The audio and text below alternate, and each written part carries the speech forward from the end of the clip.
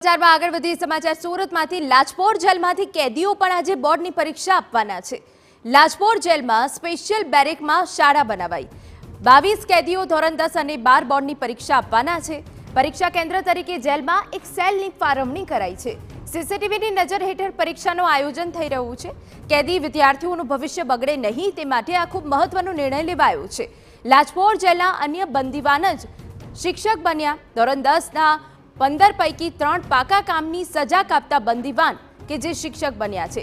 ધોરણ 12માં 7 કેદી વિદ્યાર્થીઓ પરીક્ષા આપશે। જેલમાં પણ બંદીવાનો શિક્ષણથી વંચિત ન રહે તે માટે એચએસસી અને એસએસસી બંનેની એક્ઝામ માટેનું સેન્ટર બેરેકની અંદર જ રાખવામાં આવે છે અને તેમની એક્ઝામ લેવામાં આવે છે। અહીંયા આ વર્ષે ધોરણ 12માં 7 બંદીવાનો છે અને ધોરણ 10ના 15 જેટલા બંદીવાનો પરીક્ષા આપી રહ્યા છે અને તે બંદીવાનોને આખા વર્ષ દરમિયાન અમારે અહીંયા મોડર્ન ક્લાસરૂમ બનાવવામાં આવ્યો છે। તેમાં તેમને શિક્ષિત કરવામાં આવે છે અને તેમને એજ્યુકેટ કરી અને પરીક્ષા આપવામાં આવે છે।